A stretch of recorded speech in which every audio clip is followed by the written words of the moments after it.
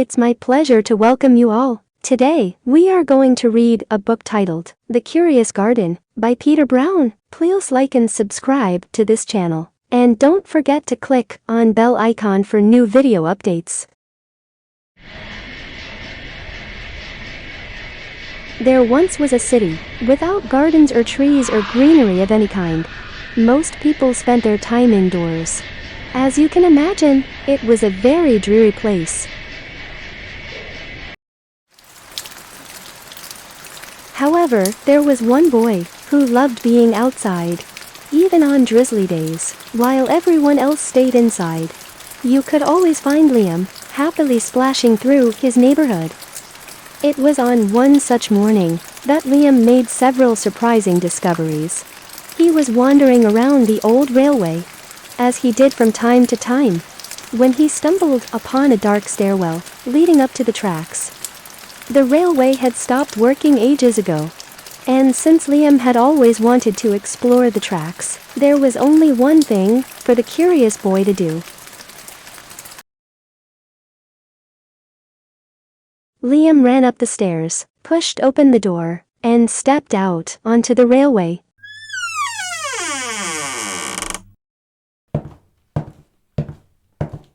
The first thing he saw was a lonely patch of color. Wildflowers and plants were the last things he had expected to find up there. But when he took a closer look, it became clear that the plants were dying. They needed a gardener. Liam may not have been a gardener, but he knew that he could help.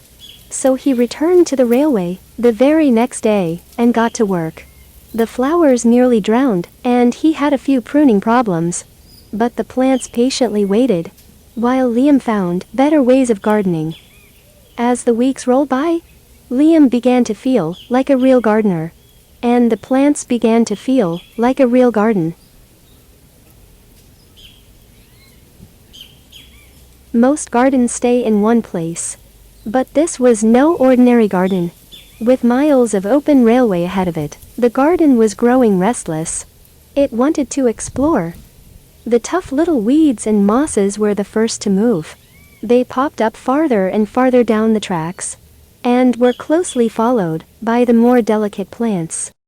Over the next few months, Liam in the curious garden explored every corner of the railway.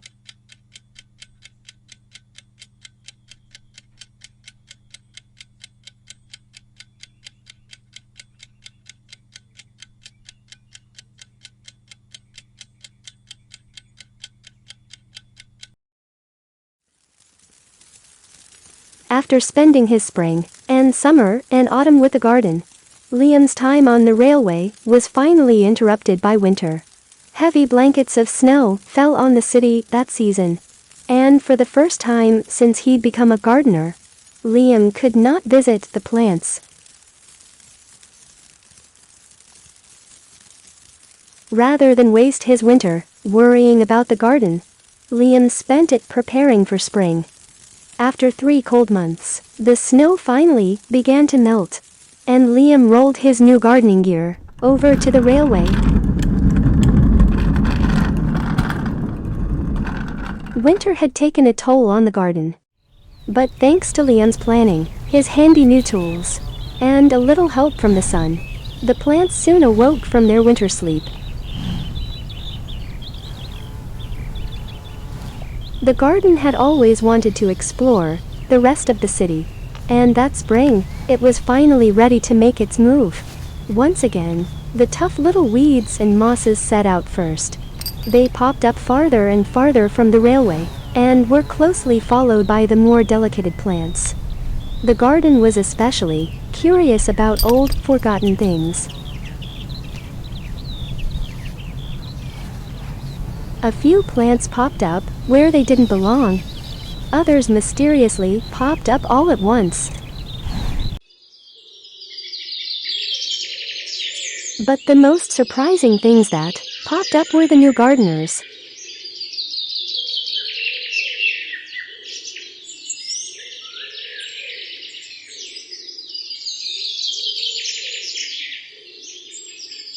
Many years later, the entire city had blossomed.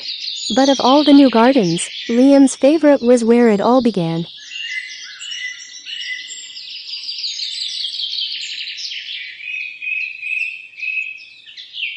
Thank you for watching this video. Please like and subscribe to this channel. And don't forget to click on bell icon for new video updates.